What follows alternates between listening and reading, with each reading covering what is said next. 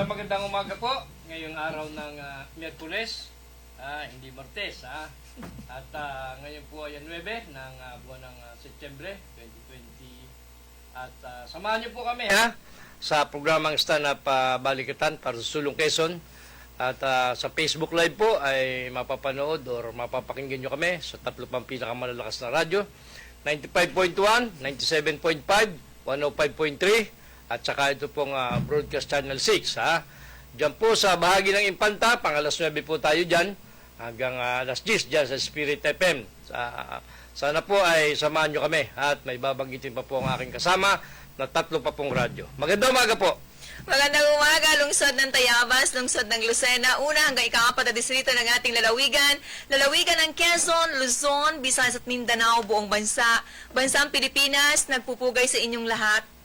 Palatuntunang stand-up balikatan para sa Sulong Quezon. Pumapainlalang na naman tayo sa Himpapawid. Inaasahan po namin, sasamahan nyo kami sa kabuuan ng iba't mga mahalaga nating pagtatalakayan. Ngayong araw na ito, araw po ng Miyerkules, ika-9 sa buwan ng Setyembre, taong 2020. At kagaya ng dati, ako po ang mga kabalitaan.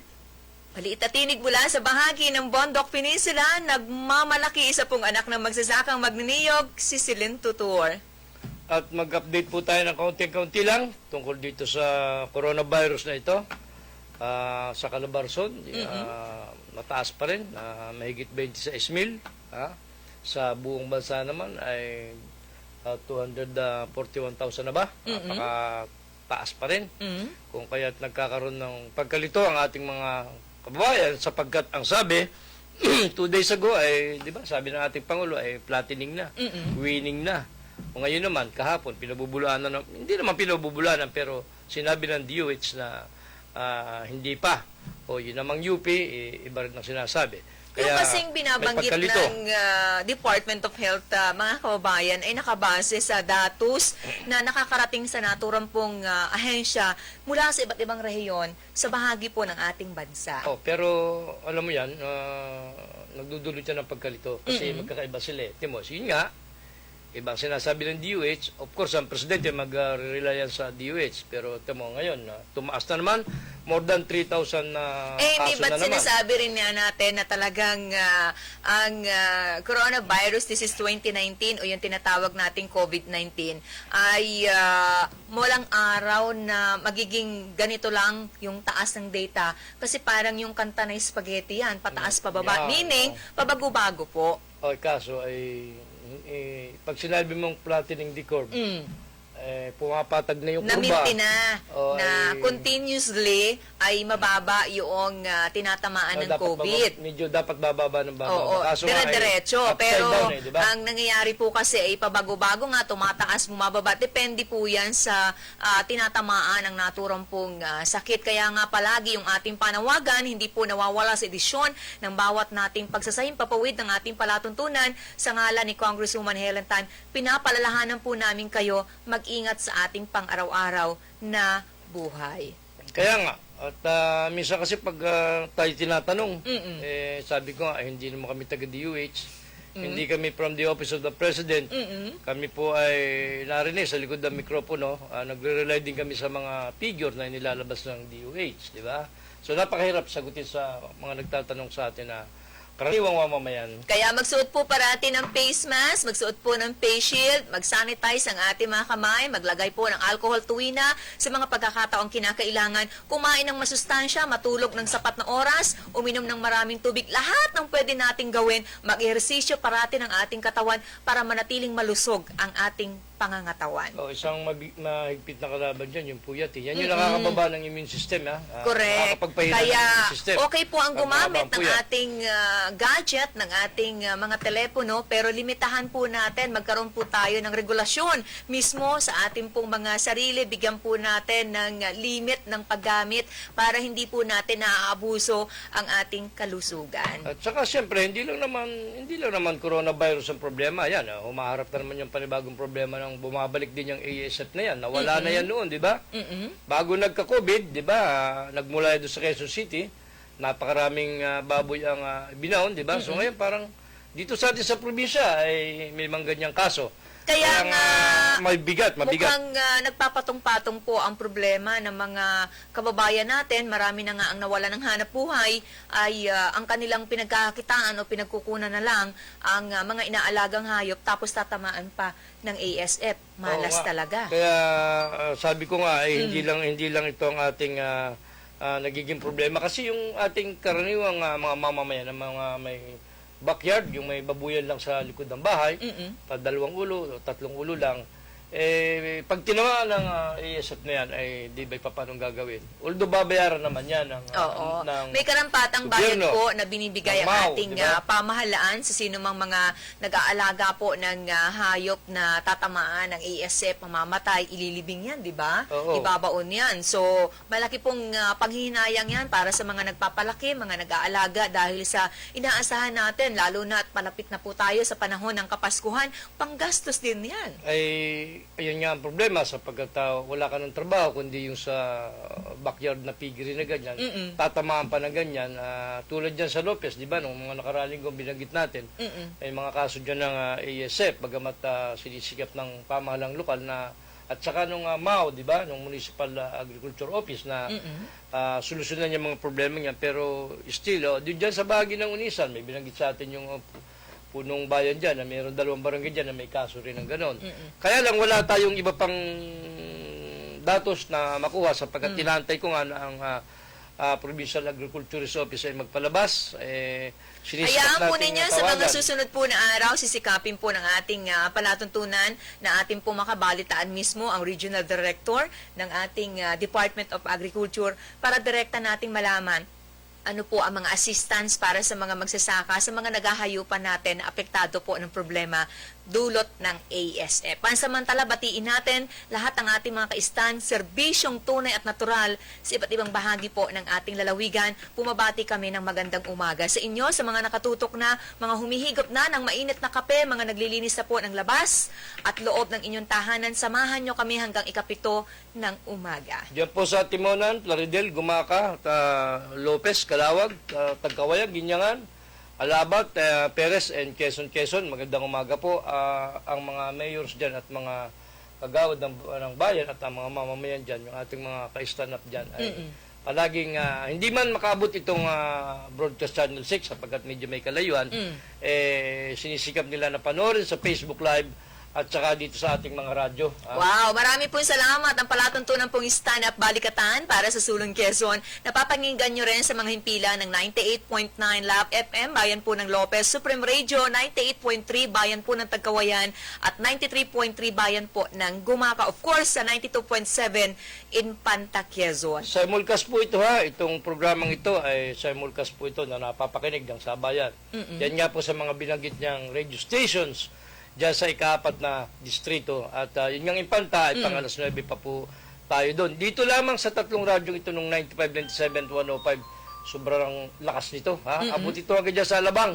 Pag po kayo nakasakay So, sa ang bus, layon po abot. natin ay mas maraming bilang ng ating mga kaubayan na makapakinig ng bawat edisyon ng palatuntunan ng Stand Up. Mabigyan po natin ng mga tama at napapanahon na impormasyon, mga dapat nating malaman may kaugnayan sa kaganapan sa ating kapaligiran sa ating bansa sa kabuuan. So, sinisikap nating alamin pa nga itong isip, kaya lang medyo yung ating mga opisyalis ay parang mahimbing pa pagpapahinga. Siguro mamaya makukontak natin sapagkat sobra pa naman talagang agap.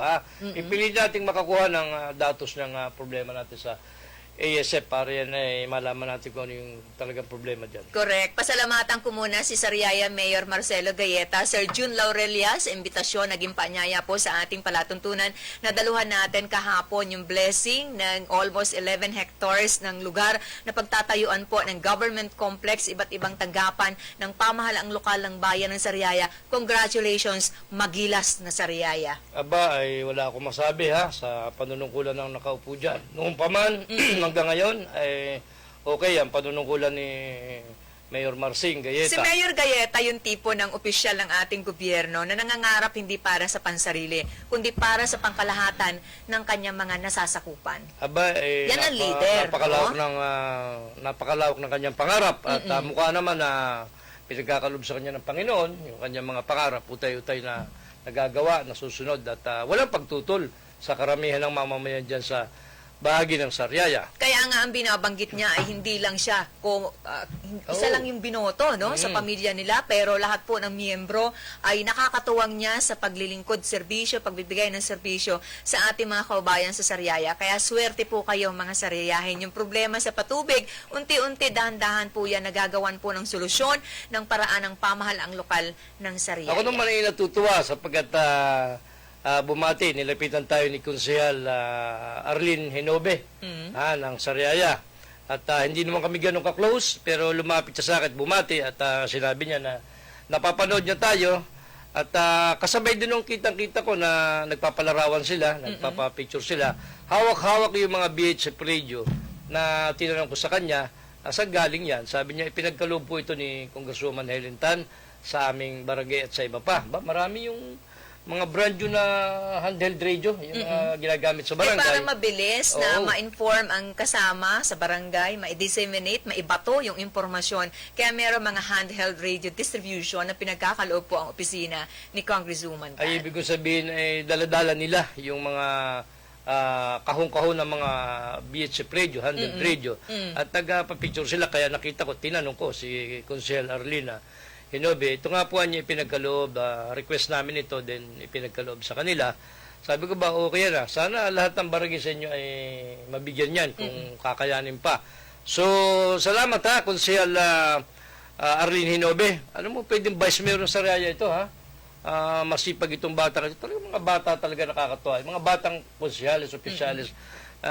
Gusto ko maging vice mayor yan sa mga susunod na panahon. May potential yung batang yan ha. Matanda tayo dyan kasi sinasabi kong bata. Salamat po ha. Doon sa mga, isa pa. Yung isa pang 69-year-old na kapitan ng barangay Manggalang Uno ha. Na ipakilala sa atin ng butihing chief of police ng Sariaya. Si Police Major Ray Reyes. Yung palang tatay niya, 69 na pero nagtutubigan pa. Anong pangalan ng hepe ng Sariaya? Si Reynaldo yan Reynaldo Reyes. Nalimutan ko kasi yung face mask, hindi ko naalala kahapon Nalimutan ko ha. At yung tatay pala niya ay lihitimo sila mga Sariahin, Manggalang Uno. Sabi ko, 69, nagtutubigan pa. Malakas na malakas pa. Kaya sabi ko nga, medyo kakulay ko yung papa mo, yung tatay mo. Kapitan siyempre, pala yun. nagpaparming, nagsasaka. Kapitan ng barangay na yon, yung kanyang tatay ni Police Major Ray Reyes. Reynaldo kasi yan ha? So good morning po ha, doon sa barangay na yan ng Manggalang Uno ha. Salamat po sa inyo. At ako'y natutuwa sapagkat kahapon, nung tayo na doon yan, dami namang lumalapit bumabati. Na dati-rati naman na hindi ha. Except si Major Reyes dahil matagal na nating kakilala sapagkat naging chief of police ng iba't ibang bayan ha. Wow, sikat ka na. Hindi naman, kaya lang siguro natutuwa sila. Tulad dito, kita mo. Ito ay BJP ha. Naka-duty ito si paring Manolo Reyes pero sinisikap niyang palagi sumubaybay sapagkat kumukuha siya ng mga impormasyon. Siyempre, lalo na sa'yo, batiin ha? natin ang magandang CSGO3 Alain Abastillas ng Lipa City Female Dormitory. Magandang umaga sa mga gustong mag-relax ha. Total ngayon ay araw na po ng, anong araw ngayon? Merkules. Merkules, 9. Okay, yung 9 ngayon. Baka gusto 9. nyo pumunta sa 3 Nature Farm Serenity Kawa Hotbod sa bahagi po ng Barangay Hibanga, Tayabas City. 9 ngayon ha. Di ba paring Manolo Reyes 9 ngayon. Baka ako yun birthday kasi. Happy birthday ha kay Jamie Pormaran. At magdidiwang siya ng kanyang kaarawan ngayon. Hindi ko lang alam kung saan may paramo. I-congratulate ko muna yung mga residente at mga magsasaka ng Barangay Bantulinaw sa Lopez, Quezon at Cuyao, kagaya po na nabanggit ng inyong lingkod sa mga nakalipas na edisyon ng ating pagtalakay sa hand tractor at rice shredder na pinagkaloob ni Congresswoman Tan. Sana ay mapagyaman po natin, meaning magamit po natin sa mga makabuluhang gawain dun sa purpose kung bakit pinagkalooban tayo ng bago na hand tractor and rice shredder para po maging mabilis yung ating paggawa sa ating mga sakahan. Siguro part siya nung project pa rin ng Department of Agriculture na regional office ha, mula dyan sa Calabarzon kay RD, Regional Director Arnel de Mesa. Lahat kasi ng sektor sa distrito ni Congresswoman Tan, yung mga pangangailangan ng kanyang mga kadistrito, sinisika po ng mababatas na mapagkalooban ng mga gamit na kanilang kailangan. Kung dati-rati kasi nakagisna natin, mga lumang pamamaraan po ng pagtatanim hanggang sa pag-ani ng ating mga pananim ay matagal yan. Kung Oo. konsumo tayo ng mahabang panahon. Ngayon, kung meron po mga makabagong teknolohiya, mga gamit na libre naman na pinagkakaloob po ng Department of Agriculture, bagay na mas makakabuti po para sa pagtataniman at pag-ani ng marami nating mga magsasakang Pilipino. Kamakailan ko din lang nalaman nung tayo nasa kabilang himpilan, diyan sa bahagi ng radio stations ng DCLT, halos lahat pala ng regional office, na attached sa national office, lahat pala yun may kaugnayan kay Congresswoman. Lahat pala yan ay kinausap, pinuntahan ni Congresswoman Helen para makipagtulungan para sa probinsya at sa ikaapat na distrito tulad ng Department of Agri, tulad ng NIA, Department of Health, siyempre DepEd, DILG. Ay, Siyempre, lahat. kagaya nga nung sinasabi natin, ito talaga yung dapat na gawin ng mga katulad po niya na opisyal ng ating pamahalaan. Kasi huwag nating hintayin na ang ahensya ang magpadala sa inyo ng proyekto. Dapat ay tayo ang pumupunta sa opisina para makahiling ng pondo. Ayun nga, sabi ko sa advantage, pag bata-bata at malakas ang katawan, pwedeng magtsaga na magpabalik-balik sa opisina na nadyan. Yung kasing ibang regional office, hindi naman lahat nasa Calabarzon. Meron pa rin nasa Kalakhang, Maynila. Pero sa ngayon, ibinababa na yan Oo, sa syempre. mga bawat rehiyon sa atin, mas pinapalapit po sa tao, inilalapit ng gobyerno yung mga opisina. Halos lahat yan ay nakipag-ugnayan pala ito si Congresswoman Helen. Medyo may tumabla lang sa akin ng isa dyan, yung Department of Labor and Employment ng regional office. Medyo tinabla ko ng kaunti niyan. Nung sinisikap natin yun ng panayam, itinuturo sa atin si Mr. Edwin Hernandez ng Provincial Dole. At sa kanya tayo nakakuha na ibang mga impormasyon. Pero nakikita natin yung inisyatibo ng Department of Labor and Employment para mabigyan po talaga ng hanap buhay ang marami nating kababayan sa panahong ito. Bagay na ang nagiging problema lang talaga, marami pong mga nagsasara ng mga iba't ibang klase po ng kumpanya na sa panahong ito ay alam naman natin lahat na pinadapa po ng COVID-19. Oo nga, kaya sana itong mga susunod pang araw ay malaman natin yung mga proyekto pa na ibinababa ng mga regional office. Hindi lang naman kay Congresswoman Helen, kahit sa ibang mga kongresista. Correct. o ilang Hintayin niyo po yung specialist. panahon na kung saan ilalabas po natin sa publiko officially ang isa pong application sa social media, sa ating pong mga telepono para makita po natin kung saan po tayo po pwede, yung ating pong kagalingan, saan po tayo mahusay para magkaroon tayo ng trabaho. Isa po ito sa mga project na ginagawa ngayon, pinag-iisipang mabuti ng opisina ni Congresswoman para matulungan po ang marami nating jobless na kababayan, lalo tigit dito po sa atin sa lalawigan ng Quezon. Oo, kasi ang daming pwedeng kunin tulong sa mga regional office, yung mga national agencies, kaya DSWD, BIPAR, ay napakaraming, kagaya ng BIPAR, nagbibigay ng libreng fingerling dyan, di ba? Oo. Oo, laking bagay na, hindi ka Baka po nabibili. nagkaroon ng milk fees distribution sa bahagi po ng Port District ayon kay Board Member Eduarte. Marami pong salamat, Bukal Eduarte, sa impormasyon. Isang tulong yan sa mga mangingisda natin na sa kanila pong mga bakuran magkaroon ng maliit na pangisdaan. Hindi naman kinakailangan sa umpisa na malaki kaagad na lugar, ng espasyo. Siyempre lahat nag-uumpisa po sa maliit lang. Hanggang sa papalaki, papalago na po ang ating kabuhayan. Yung kasing Department of Agriculture na kamakailan ko rin lang naintindihan. Malawak yan. Eh, napakarami po ng mga attached agency, agencies oh. sa bahagi po ng Department of Agriculture. Ibig sabihin, ang daming pwedeng itulong sa mga mamamayan. Hindi sa politiko lang, hindi. Yung mga politiko kasi, yung mga mayor, Instrumento lang instrumento yan, yan, na dinadaanan conduit lang po yan, di ba? ng proyekto sa pamamagitan po ng mga congressman natin ay na ipaparating natin yung kahilingan at bilang sila naman ang kumakatawan sa inyong distrito, sa ating mga distrito, sila po yung nagpapaabot naman sa mga national natin na opisina. Kasi tulad ng BIPAR, yung fingerlings, di ba, binibili yan sa pribadong mga nagbebenta ng fingerlings. Oo, medyo. Samantalang nagbibigay ang BIPAR na under ng DA, Oo. ng libre. O, di ba? Tulad po nitong premium hybrid rice na itinanim ni Congresswoman Helen Tan nung isang araw sa isang demo farm na 17 hectares dyan sa Bagong Silang, Ginyangan. Kitang-kita po natin kung paano i-demo ang tamang pagtatanim. At yan palang 17 hectares na yan, yan sa bahagi ng Bagong Silang, Barangay Bagong Silang, Ginyangan. Yung palang 17 hectares, pag tinaniman mo ng premium hybrid, Ilang kaban ang pwedeng maani? ang 320 kabans at Wow. 56 tons ang pwedeng maani. Dami, at ha? ipamimigay ng libre sa mga taga-distrito at kalapit distrito pa. Yung, Sana taga-Port District Oo, na lang kasi ako. yung palay, di ba, pag tinanim mo yan, mga 100 days yan bago mo ma-harvest. Talaga? At pag na-harvest yun, dahil siya premium hybrid, hindi siya yung karaniwang bigas. Meaning, hybrid, magandang klase, Malalaking mataas na butil. kalidad. Oo.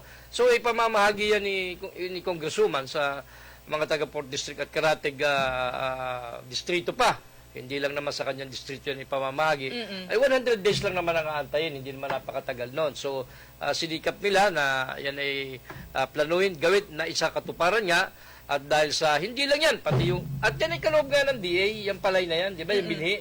Sipin mo, hindi na bibili ang probinsya man o ang distrito, hindi na bibili. Pwede ka mag-request sa tanggapan ng regional office, maging sa central office ng DA. Wow. So, yun ang Ang kagandahan ganda yan. naman ng programa na yan ng kongresista ng ika-4 na distrito natin sa lalawigan ng Quezon. Talagang mahal na mahal yung ating mga magsasaka, lalo tigit yung ang kabuhayan ay nakadepende sa pagtataniman po ng palay. Sa isa kasing ordinaryo na nagtatanim po ng palay ay malaking problema yung binhi pa lang, no? Kasi kadalasan ang nangyayari po, yung binhi minsan ikinukuha natin doon sa natitira na panggamit sa pangkain. Ngayon, Oo. lahat po kasi inakukonsumo natin yan. Ibig sabihin ko, konti lang po yung ani. So yung binhi, wala na naman sa susunod na taniman. Pero alam mo naman, kahit dito sa provincial level, sa probinsya, tayo naman ay fair, ha? Kahit dito po sa Provincial Agriculture Office, meron din silang pinamamahagi ng mga fingerlings. May mga halaman, seedlings, pananim, may pinamamahagi din dyan ang provincial government. Nitong mga nakaraang panahon, palagay ko ngayon, meron pa rin silang, sapagkat pag nagbaba nga ang DA ng mga ganyang bagay, hindi lang naman distrito ang binibigyan. Lahat ng humimingi sa buong lalawigan, basta masipag kang pumunta at mag-request, pinagkakaloob naman ang regional office ng probinsya. Kaya dyan mismo sa Talipan, sa opisina dyan ng DA, ng Agri, may mga fingerlings na, lalo rin sa tilapia, bangus yata yung isa pa, pwede ka mag-request. Walang single centavo na ibababa ka. Ibinibigay nila. Provided lang na ikaw ay may request letter. Batiin ko muna magandang si Ma'am Lilibet Azores ng PR Department ng SM City Lucena, SM Supermalls 3, 4, and 5. Napakagandang si Alex Gonzaga, ang ambassador ngayon ng SM City Lucena para sa mga gusto pong mag-grocery, mag-shopping. Tumawag lang po kayo sa mga sangay po ng pinakamalapit ng SM Supermalls sa inyong area at door-to-door, i-deliver po ang inyong mga kinakailangan at inyong mga napamili. Good morning ha, Miss Lilibet Azores. Mukhang medyo tahimik siya ngayon. Nagpapahinga siguro, kaya hindi nakakapag-text sa atin. Anyway, Siyempre, isama natin batiin ang ano napakasarap magtimpla ng kape, si Felipe, at saka ang masipag at mabilis na si Warren. oo, ito nga pala, yung ating kausap kahapon, ito si Miss Cecil, at saka si Miss Gemma, mga kababayan mo to, mga taga San Francisco, Aurora ito ha. Ito yung naroon sa JTP Oil Mill ha. Good morning po dyan sa inyo. Sila pala palaging araw-araw ay nanonood sa atin sa broadcast channel. Salamat po. Si Cecil at si Gemma na mga staff ng JTP Oil Mill ha. Nitong kay Johnson Pardilla, kay Jing Pardilla. Alam niyo po mga kababayan, magtataka kayo kung bakit kami ni partner malaking oras ang aming inilala sa pagbati, sa pagpapasalamat sa mga taong hindi nyo naman kilala yung iba. Ito po mga taong ito ay pag nakita kami, nagpapabati, nagpapagreet. Tuwan-tuwa na po sila nung gano'n. Kami naman, sa part namin, wala namang mawawala sa amin. At tayo naman nasa pampublikong serbisyong ganito. Hindi naman siguro masamang ating batid kumustahin. Ha? Ang panonood nila, pagsubaybay nila sa atin sa pangaraw-araw, ito ay malaking bagay po yan sa amin. Tinatangkilik po namin yan, ha? Kinikilala namin. At sabi ko nga sa inyo, kung mapapansin nyo, may mga advertisement kami rito. Libre po, wala po itong bayad, ha? Magandang umaga kay Miss Gemma at kay Miss Cecil ng San Francisco Aurora. Mamaya mo na ituloy, partner, ang mga nakalinya pang napakarami nakasulat sa mga babasahin mo, nababatiin mo sa edisyon ng ating palatuntunan ngayon. Magpapatuloy po mga kababayan ang ating pong stand-up balikatan para sa Sulong Quezon. Babalik po kami. Makalipas po ang ilan nating mga patalastas.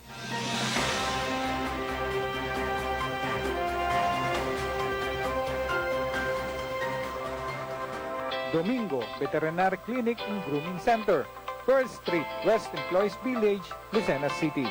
Cellphone numbers 0917-705-6700 and 0998-571-4710.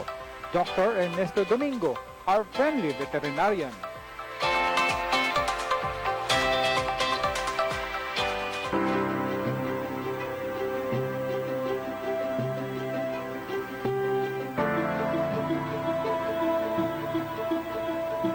Kahit anong oras, kahit anong araw, wala kang pangamba. Alagang PhilHealth, siguradong maaasahan. Benepisyong PhilHealth, alamin at gamitin.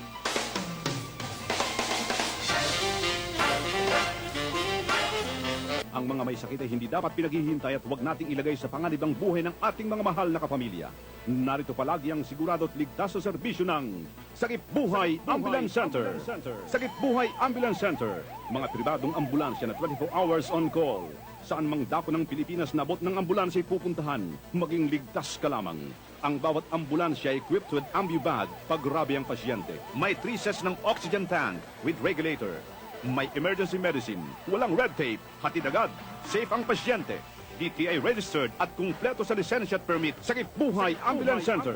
Maingat, kadamay sa kagipitan at sa lahat ng oras ng pangailangan. Sakip Buhay Ambulance Center.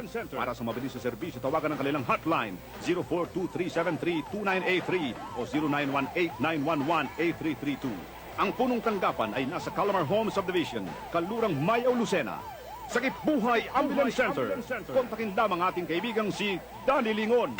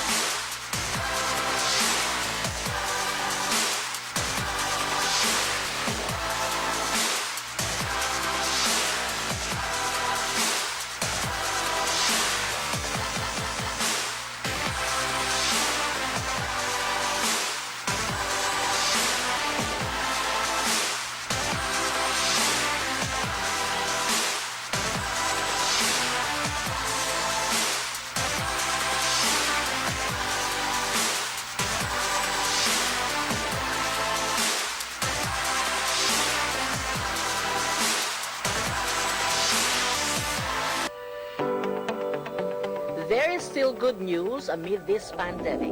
Doors are opening for new opportunities in radio and television. DCG Radio Television Network is in need of broadcast reporters, news writers, script writers, researchers. We want a computer literate English and Tagalog proficient individuals, 18 to 30 years old, and capable for a work-from-home setup. Students and professionals are welcome to apply, male or female, coming from anywhere in Calabarzon. If you are interested and you think you qualify, please send your resume to dcgradiotv88@gmail.com. Act now and join this expanding broadcast network in Calabarzon.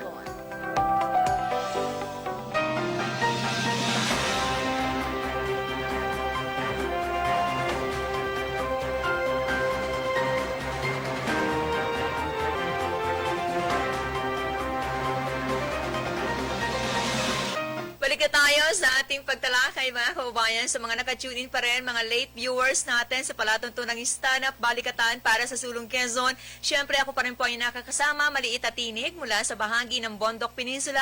Nagmamalaki, isa pong anak na magsasakang magniniyog, si Celine Tutur. At siyempre patuloy niyo po kaming napapakinggan sa iba't iba't mga maraming himpilan sa ating pong lalawigan ng Quezon, kagaya po ng 95.1 Kiss FM, 97.5 Radio City, 105.3 FM Pakakak ng Bayan, at napapanood nyo kami via Broadcast Channel 6. Of course, napapakinggan nyo kami sa mga impilan ng 98.9 Love FM Supreme Radio, sa bahagi po ng Tagkawayan 98.3 at 93.3 Bayan po ng Gumaka, at sa bahagi po ng Infanta Quezon 92.7 Spirit FM. Siya nga po pala, si King Formaran, kasama nyo pa rin po. Samahan nyo pa po kami sa natitirang kulang-kulang na kalating oras dito sa Broadcast Channel 6 at sa 95, 97.3, 105.3, at gayon din po doon sa iba pang radyo na nakalatag dyan, dyan sa 4th District, dyan sa Gumaka, dyan sa Tagkawayan, at dyan sa Lopez, Quezon. Good morning kay Mayor Rachel Lubana. Tatagal po hanggang sa 13 ng buwang ito ang Farmer Zone. Matatagpuan nyo sa Mall Atrium ng Pacific Mall Lucena. Proyekto po yan ng Pacific Mall Lucena, Metro Lucena at ng Department of Trade and Industry. Magandang umaga kay Ma'am Laila Cabreros at sa Provincial Director ng DTI si Ma'am Julia Tadjosa, kay Ma'am Katahabrika at Ma'am LV Abinido. Na doon nga pala si Vince Alcala, Consul Vince Alcala, bumati sa atin kahapon, lumapit sa atin itong butihing apo ni Congressman, dating kongresista Kulit Alcala, si Vince Alcala, nagtatampo, hindi daw natin siya binabate, medyo, sa totoo lang, medyo nalilimutan ko nga na kaunti. Anyway, sumubaybay ka lang palagi, Consul Vince Alcala, kasama ni Arlene Hinobe. Good morning sa inyo, at siyempre yung iba pa mga konsyalis dyan sa Sariaya. Siyempre, kay Marcin Gayeta, kay Mayor, alam na niya yun, di ba? Sa susunod po na linggo, umpisahan na po ang pagpapatupad ng no home quarantine. Ayon mismo yan kay Secretary Eduardo Anyo ng Department of Trade o Department of Interior and Local Government o ng DILG. Bawal na ang home quarantine kasi dyan daw nag-uumpisa yung pagkakahawa-hawa ng sakit ng virus ng COVID-19 sa loob po ng isang bahay sa isang pamilya. So, obligan nila ng Na LGU pumunta sa mga isolation facilities, maggawa, sa mga ospital natin, pero gastos kasi yan ang Hindi, iniisip. Pero libre ata ito ng gobyerno. At siyempre, libre yan, yung isolation facility na yan. Kaya lang, tulad ng ilang mga bayan na medyo hindi kayamanan, problema nila yung isolation facility. Tsaka kung nilalagnat ka lang naman, alam niyo po, ang nasa mentalidad ng marami, nasa kaisipan po natin, kaya pa nating gumaling sa loob ng bahay, kumain lang, mamahinga lang, baka napagod lang ng kayo ng husto sa maghapon yung pagtatrabaho. Kasi pagka malayo ka sa pamilya mo, iba po talaga Ay, medyo iba yun. Kasi kung ikaw na may naulanan, naambunan, napawisan, talagang minsan lalagnating ka. Hindi naman ibig sabihin nun, positibo ka na may COVID ka na. Hindi naman ganyan. Kahit tayo hindi doktor, alam naman natin yung sa sarili natin na hindi naman talaga yun gano'n. Kasi nga, mabigat din naman magpa-hospital, gastos din naman lagi. Oo. At saka yung pag-aalala ng nasa mga kasama mo sa iyong tahanan nang hindi ka nakikita o nakakapag-text man, pero minsan kasi iba yung nararamdaman doon sa sinasabi nating mensahe sa ating mga telepono. Bagay na ang dahilan, nangingibabaw, ayaw natin silang mag-alala.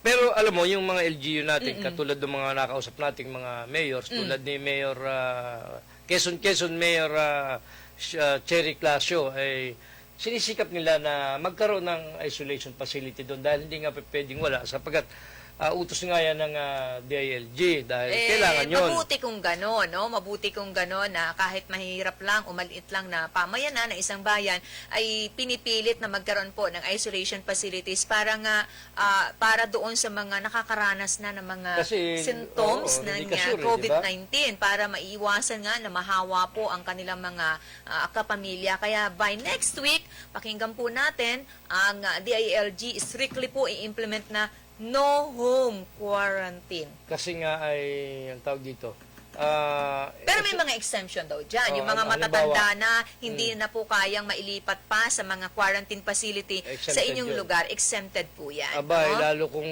mahirap lumakad, di ba?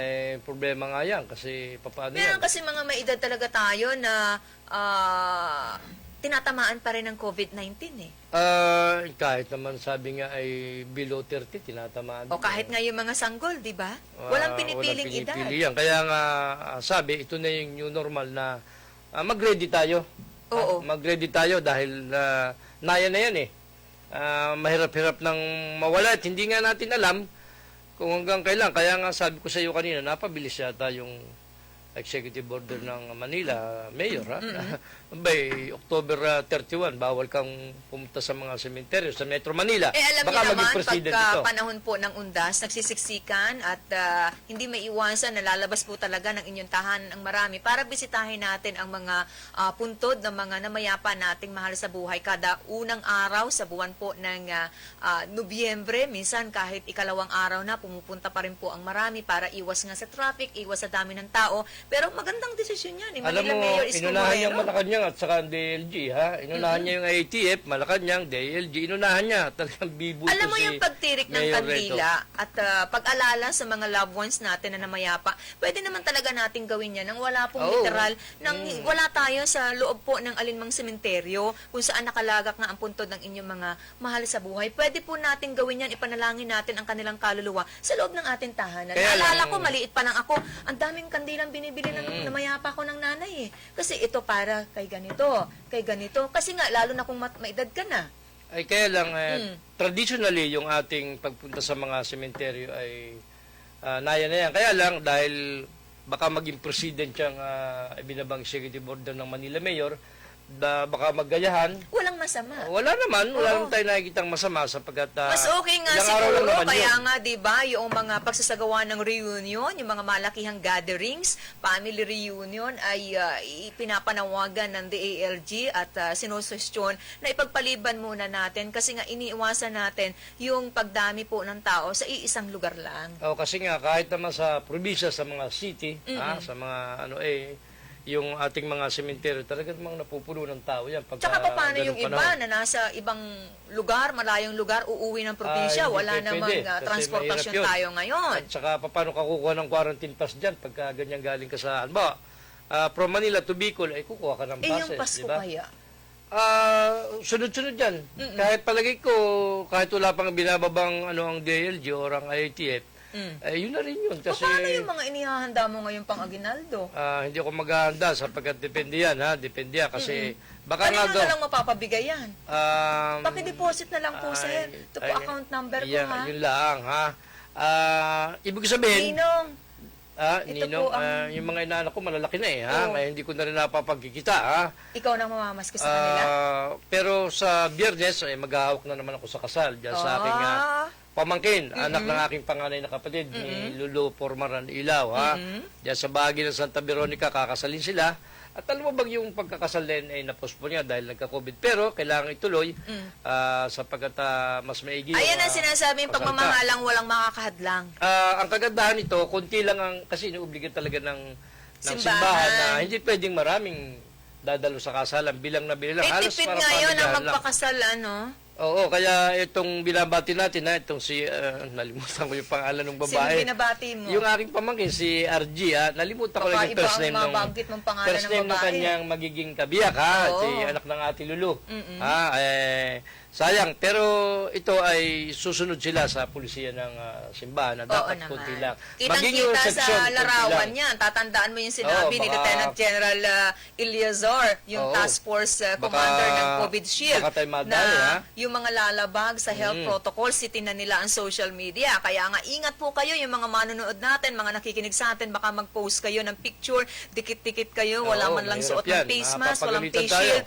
Naku, mananagot Violation kayo. yan, ha? Violation yan. Malinaw Kaya, po na paglabag yan sa mga health protocols, health standard na pinatutupad po ng Interagency Task Force. Yung binabanggit natin na walang pinipiling edad ang COVID-19 sa pinakahuli, no? Nakikiramay po ang ating palatuntunan bagamat hindi natin personal nakilala. Nagdadalamhati po ngayon ang Kongreso sa pagyao ng isa nilang miyembro kasama doon Sorsogon 2nd Representative, District Representative Maria Bernadita Ditas Ramos, 83 years old. boundary na pala, medyo may sakit yan siyempre. Hindi naman binanggit kung kung ano yung sakit. Siya po ang tinatawag na ina ng Kongreso marahil dahil po sa kanyang edad. Parang Kaya pangalawa na, ito rin yung patunay natin, partner, mga kaubayan, na sa larangan po kasi ng serbisyo publiko, hindi naman talaga pinagbabasehan yung edad para iboto ka ng tao. Ang tinitinan dyan sipag ay yan, yung oo. nakaka-deliver ka, Yan, nakakapag-serbisyo ka ng maayos. At, Inuuna mo ang welfare ng iyong mga yan, kaubayan. oo. Pasok ka doon sa mga hinahanap nilang karakter, kwalifikasyon para maging pagtiwalaan ng anumang posisyon sa gobyerno Kumbaga, natin. hindi ka lang naka-bench, hindi ka lang nagbubutas ng bangko. Ng Kita mo upuan. kahit 80 na, nakapag-perform pa ng mga batas dyan sa Kongreso. Anong edad? 80? 83, si 83. Congresswoman Maria Bernardita Ditas Ramos, kumakatawan po sa ikalawang distrito ng Sorsogon sa bahagi po ng Kongreso. Nakikiramay po ang ating palatuntunan. Parang pangalawa siya, no? Yung naunang nasawi ay yung senior citizen na party list na congressman din ng nalimutan ko kung anong lugar yon. Pero sabi mo ay 83. Itong si Mrs. Norma Aquario, ha? Alam mo bang 80 na ito, may-ari niyang Bulaluhan Karinderya. Madagdagan sabaw mamaya. Oo, ng anak itong si Melanie of the Mia, ha? At saka itong si Ate Nida, yung kahera nila. Yung nanay nila, itong may-ari na si Norma Aquario, imagine mo, 30 years ng byuda. Kita mo naman, lakas-lakas pang lumakad, nakakakain pa ng bulalo, ha? Believe ka, na-maintain niya yung katawan niya na maayos, kaya siya'y walang sakit. Ha? Good morning, ha? Kay Ma'am Norma Aquario at saka kay Melanie of the Mia at kay Ate Nida dyan sa Bulaluhan, ha? Dyan tayo nagtanghalian kahapon at napakasarap ng bulalo pero sabaw lang yung in-order ko at medyo may kamahalan eh. Tipid-tipid tayo sapagkat sa pandemya tayo. Ha? Good morning dyan sa sabaw Bulaluhan. na yan ang inuulam ko lang nung high school ako. Sabaw ng... Nang kahit ano, nanghihingi lang ako ng sabaw eh. Kasi wala naman pambili. Imagine, ang takal ng ulam, 50 centavos. Wala naman akong baon na salapi nung unang panahon. Ganon pa kaliit? Oo, ang ulam. Nanghihingi na lang ako ng sabaw. Ay, okay naman yung sabaw sapagkat yan ay liquid. Oo. Pinapasok natin sa ating katawan. Tulad nitong tubig na ito. Okay lang yan. Sumubra ka na sa tubig. Huwag lang kulangin, ha? Kaya Good morning, Miss Lilibet, ha? Pangalan ni nanay. Norma Aquario. Nanay, pahingi na lang po ng sabaw mamaya, ha? Biro lang po yan, biro lang. Nagbibiro lang yan, ha? At kita mo, napakasarap ng saging nila. Hindi Sa mga na nagtatanong kung masarap. kailan na po ang bar examination para sa mga e-exam natin, mga Postpone. kukuha, kansilado po yan. Tuluyan na pong ipinagpaliban ang bar examination na gagawin po sana ngayong taon. Gagawin na po yan sa susunod na Nobyembre 2021. Ano nga ba ang dahilan ng Supreme Court? Parang... Sa inalabas po na Bar Bulletin Number 13, permado ni Associate Justice at 2020 to 2021 Bar Examination Chairperson Marvic Leonen, isasagawa na po yan. Sinabi niya, Nobyembre, ulitin ko, sa susunod na taon, 2021. Pabor din yan doon sa mga kukuha ng bar sapagkat mahaba yung panahon na makakapag-review. Yun ang mga iba na gustong-gusto na, medyo malungkot lang kaunti sapagkat naka-mindset ka na by that date ay i-exam ka na pero napigilan sapagkat naglabas nga ang Supreme Court ng Yan bagong po ang kautusan. pinagkasunduan, pinagkaisahan by approval of the court in bank kung saan nga will be held on November 2021. Oo, palagay ko ay Maaring kasi ang- tinatanong mo yung rason dahil pa rin sa COVID-19. malamang, Marami po talaga mga konektado nakansila na mga nakalagay po sa calendar year natin ngayon, pero lahat pong yan ay pinagpapaliban dahil pa rin sa nakakamatay na COVID-19. Ayaw talagang, hindi pa talaga dapat magsama-sama yung ganong karami ng tao. Kung siguro, kung kukunti lang, kasi hindi naman pwede dahil napakaraming libo ang kumukuha ng bar exams na yan. Kaya hindi naman pwedeng, di ba, paano mo paghiwa-hiwalay yung ganong karami. Kaya siguro, antay medyo bumaba ang COVID cases. Correct. So, mahaba-habang panahon para makapag-review ang marami at mahirap naman yan eh. At sa haba ng panahon nila pag-review, ay siguro naman ay mas mataas ang porsyento ng papasa. Yes, yun ang inaasahan natin Diba? para mas marami tayong mga mahuhusay na magiging abogado sa mga susunod na taon. Tagapagtanggol. ang mga Oo, nakakapit. gusto ko marami rin umiksyon ng mga doktor para maraming mag-vaccine. Tama. Oo, Kailangan para- natin yan. Kailangan natin. Nasa health problem tayo ngayon. Nasa pandemya tayo. Nilagdaan na ng kailangan Pangulong mga doktor. Duterte yung kaukulang budget na kinakailangan para sa pagtatatag ng Virology Institute of the Philippines. Isa ito sa mga isinusulong at isinulong ni Congresswoman Tan sa bahagi po ng Kongreso, katuwang si Congressman Joey Salceda. Parang walang katigil-tigil si Congresswoman sa pag-iisip ng mga panukala. Yung virology kasi, ito yung Diba? paghahanda natin sa iba pang magiging epidemya, sakit ng Oo, marami kakalat pwede sa pang dumating. maaari nating danasin pa sa mga susunod na taon. So, maging handa tayo. Epekto yan kasi Dahil sa simple- COVID-19, naging mulat po ang ating kaisipan. Nakita natin na ito pala yung pangangailangan. Isa po sa dapat pagtuunan ng ating pamahalaan. Kaya ngayon pa lang ay maglalaan na po ng kaukulang pondo at gagawa ng bubuo ng Virology Institute of the Philippines, pag-aaralan ng iba't iba nating sakit at ano po yung maaari na maging lunas, mga kababayan. Kasi itong mga susunod na dekada, di tayo sure, ha?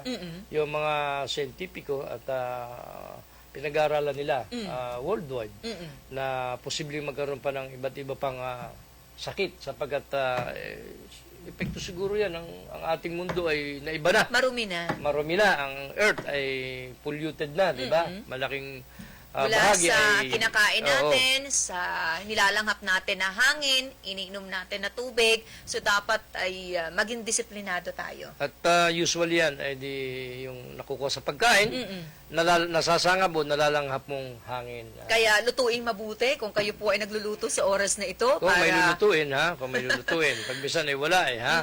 283 million pesos yung laampong budget para sa binabanggit natin, lilikhain na Virology Institute of the Philippines mula po sa panukalang 4.5 na trilyong budget ng ating pamahalaan. Approved na Sino yung ng ating co-author? Pangulo. Sino co-author? Si... Congressman Joey Salceda. Ang chair ng magaling yan. Ekonomista House yan, ha? and the Means and Appropriate Committee sa bahago po ng Kongreso. taga Bicol yan, di ba? Si Joey Salceda, naging governor, congressman, at magaling yan si Joey Napanood Salceda. ko yung kanilang ginawa na virtual hearing, meeting, kaugnay po ng paglalaan nga ng budget sa Virology Institute of the Philippines. Napakahusay ni Congressman Salceda. Isang ekonomista. Veterano na yan, eh. Pagdating dyan sa executive, legislative, veterano na Ay, yan. syempre, taong hindi yan. papahuli si Congresswoman Helen Tan na talaga namang kanya pong isinusulong yung dapat ay matiyak na ang kalusugan ng bawat mamamayang Pilipino maging maayos sa mga susunod na taon. Sa magitan nga ng pag-aaral, ngayon pa lang dapat kompleto, may manpower tayo, may mga kagamitan tayo, may pondo na kakailanganin kung sakali man pong magkaroon pa ng iba pang karamdaman, dumapo sa ating mga mamamayan. Ay dahil nasa panahon tayo ng krisis sa health, dyan, yan ang advantage sa mga, hindi lang si Congresswoman Helen, ang mga doktor pang iba, sapagkat sila yung nakakaalam ng sitwasyon. Kaya timo, marami silang panukalang batas na pinapasok sapagkat walang tigil yung utak niya. Pag-iisip, wala rin tigil yung kanyang katawan, pag-iikot sa buong lalawigan, at saka sa mga regional agency, pati sa Kongreso, ha? Para po Bigat. sa mga nagtatanong, tinataya pong tatapusin ang pagtatayo ng mga pasilidad sa loob lamang ng 5 taon. Ibig sabihin, bibilisan, no? Kasi ito yung dapat. kailangan po. Kailangan daw may tatag kaagad ang VIP para po mapasimulan na ang paghahanap ng pondo at mga ugnayan pa na pananaliksik. Oo, kasi magbabudget na naman, aprobahan na naman ng presidente yung for the next year budget at siyempre lalakihan ng mga yan ang pondo para sa health sapagkat nasa pandemya nga Kahit tayo. kasi itinatatag pa lang yung Virology Institute na yan, nasa pagpaplano, nasa planning period pa lang, yung budget kaakibat na eh. Pag-uusapan syempre. dyan, magkano yung kailangan, Oo. kailan dapat ito kailanganin. So lahat pong yan ay nadidiscuss doon sa mga pagpupulong na ginagawa po ng iba't ibang komite na mayroon pong direkta na dapat may partisipasyon sa bawat pagpupulong na ginagawa po para magkaroon ng katuparan. Ang ibang bansa meron na. Tayo Oo. pa lang magkakaroon pa lang ng medyo Virology Medyo Institute late. of the Philippines. Medyo late tayo, siyempre. Third world country tayo. Hindi naman tayo kasing yaman ng Europe, ng Yes. US. Talagang tayo ay mahuhuli dyan. Hindi natin kaya sabayan ng Amerika, sa laki ng pondo ng mga yan, sa laki ng budget ng mga yan. Talagang may iwan tayo. Expected na yan na tayo may iwas sa ganyan mga larangan. Bagamat sinisikap nga ng ating mga kongresista tulad ni Doktora na naisip nila na mag-propose o magpanukala ng ganyang batas para makakuha tayo ng ganyan. In preparation niya sa mga susunod pang taon. Batiin ko na magandang umaga, nanonood sa atin sa oras na ito si Sir Reden Romazanta, ang mahusay na Chief of Police ng Pagbilao Municipal Police Station. Marami pong salamat, magandang umaga sa bumubuo ng Pagbilao PNP at maraming salamat Board Member Eduarte. Ang Barangay Kuyaw-Yaw at Barangay Bantulinaw ay nasa bahagi po ng Calawag, Quezon. Ay si Hepe Bong Albacea, Colonel Bong Albacea, at saka yung classmate niya. Matigas itong mga class 98 ng PNPA. Maganda daw Talaga? pwesto nila, ha? Ito si Deputy Provincial Director, si William Angway. Ha? Si Bong Albacea, mga magkaklase, si Brian Llaneta, mga puro 98 yan, yan yung mga pinakamagagaling, ha? Sa class ng PNPA 98, ha? Good morning, ha, mga kaibigan, ha? Okay. Sumusubaybayan. Pagkakaharap mo ang class 1999, sino ang magaling? Ay, 97, 96? 98 ako basta. 98. Hindi, lahat naman yan magagaling. Kaya lang, Magaling yan, sila mga yung mga nakapesto ngayon. ha? Hinasa na ng panahon ng pagsiservisyo sa matagal na panahon sa ating mga kababayan. Oo, kasi lalo na yung mga yan, kagaya ni William Angway, hindi naman taga rito yan. Ha? Yan ay taga Baguio, pero kita mo, hindi nagsilbi doon sa Baguio City. Hindi ka naman makakapamili eh. Hindi naman, may pagkakataon pwede ka mag-request. O, depende sa lakas mo. Hindi, kaya lang na-adapt na nila At yung buhay depende dito. sa accomplishment mo. Oo, syempre naman, kagaya ni Allen ko, nasa Baguio City. Pero Kasi taga rito naniniwala naman, pa di rin ba? tayo doon sa ginagawa po ng Philippine National Police. Meron talagang nakaprograma dyan. Depende po sa performance, depende rin sa accomplishment. Lahat po tinitingnan yan. Yung record mo bago ka ilagay sa isang maganda-ganda na pwesto. Ay, tulad ni, yan nga, si Police Colonel William Angway. Bukas-bukas provincial director yan. Kasi yung batch nila, malapit na. So, baka mga 1 year, 6 months, provincial director ng mga yan. Alam ka namang hindi, o mga tiyong karir nila. Kita mo, nababalita nga, ito si General Eliasar, ha? Pwede rin after 2 months ni Cascolan, General Cascolan. Very pwedeng umupo, proud ha? ang mga taga-Kawayanin dahil number 2 man sa bahagi po ng PNP ngayon sa bansa Sana- natin, si General Eliazar. Sana sa yung pumalit kay General Cascolan, ha? Huwag lamang itong si General Cascolan magpapa-extend at huwag i-extend ng presidente ay posibleng makaupo ang ating kababayan. Bagamat, siyempre, sabi mo nga, prerogative yan ng presidente. Pero, siyempre, dalangin natin na sino bang hindi gugustuhin yung ating kapwa kababayan ng pumesto. Malaking bagay. Karangalan ng ating lalawigan, ng ating distrito. Kasi, sa distrito ni Congresswoman Helen, magagaling talaga yung mga taga-Port District na yan. Magandang ha? umaga sa magandang si Ma'am Rose Angcana at congratulations sa mga taga Barangay Santa Maria ng Calawag, Quezon kung saan kamakailan nagkaroon po ng groundbreaking ceremony ng kanilang barangay hall. Naku, magandang tulong na naman ito para sa mga kababayan natin in Port District, yung barangay hall dyan sa iba't ibang bahagi o barangay po ng ika-4 na distrito. Ang gaganda. Talagang kitang-kita mo yung malasakit po ng mga opisyal ng ating pamahalaan sa mga katuwang naman nila sa mababang level sa mga barangay natin. Yung pagkakaroon kasi ng maayos na pasilidad at bago, maganda ng mga barangay hall, nakakapag-uplift po yan para makapagbigay rin naman ng maganda silang serbisyo sa kanilang mga barangay. Yung bang nasa atrium ay extended pa, ano yung farmer zone? Till September 13 hanggang ba? 13 po ng buwang ito ang farmer zone. Makakabili po kayo sa abot kayang halaga ng mga prutas, Tsaka gulay, gulay, ha? at iba pang mga produkto na binebenta po naman ng Metro Lucena. Kaya i-grab nyo na yung opportunity. Ang farmer zone, pagtutulungan po yan, proyekto ng Trade and Industry, Super Metro Lucena at ng bahagi po ng Pacific Mall. Libre po sila na pinagamit ng Pacific Mall kaya natitiyak nating mababa po ang presyo kumpara sa iba ng kanilang mga paninda. Magandang umaga sa magandang si Ate Malen Decena ng Public Market of Lucena. Good morning ha, kay Adrian, store manager ng Gaisano. Of course, kay General Manager Catalina Habrica. At sa pinakamaganda dyan, isa sa pinakamagandang staff, pangalawa kay Catalina Habrica, na maganda itong ating kababata, si LB Abinido ng Pacific Mall. Ha? Good morning sa Sir inyo dyan. Paulo Cuenca, magandang umaga. Maraming salamat. Sir Algat Saleta, thank you. Kay Redlyn Masanga, magandang umaga. Sa inyo pong lahat, sa mga tumutok sa ating palatuntunan, marami pong salamat sa inyong pagtitiwala. Pasalamat at tayo, partner. Oo ha, yung sa stand-up Lucena, kay Artisa, kay Josery, kay Sonia, kay Kayla, at kay Ian the Playboy Abuel, at saka kay Lablin. Ha? Good morning sa mga kaista natin. Nanonood ang kanyang may bahay, malamang. Hindi, Playboy, mahilig yan kasi maglaro ng mga video-video, kaya Playboy ang tawag ko dyan, ha? Kay Ian Abuel. Ha? Muli po ay ganap ng ikapito ng umaga at salamat po sa pagsubaybay nyo Happy birthday kay Kemi Formaran. Sanang paramo mo, wala ka pang text, ha? Salamat po sa inyong pagsubaybay sa amin sa araw-araw dito sa Broadcast Channel 6, 95.1 Kiss FM, 97.5 Radio City, 105.3 ang Pakakak ng Bayan at saka nga po itong Channel 6 na ito, ha? Kay Ma'am Das Resido Ojeda Cruz, kay Bustiay, maraming salamat po sa inyo.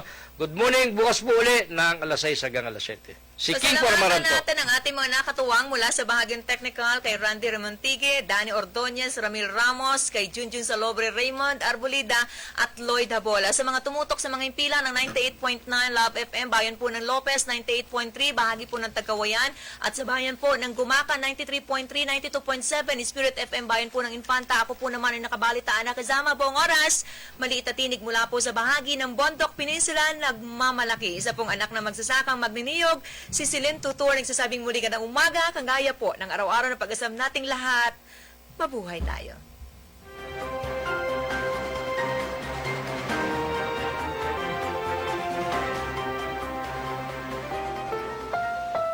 The preceding was a paid broadcast. Ang mga narinig na opinyon at pahayag ay pawang sa blank timer lamang at hindi ibig sabihin ay ito na rin ang pananaw ng may-ari at management ng himpilan.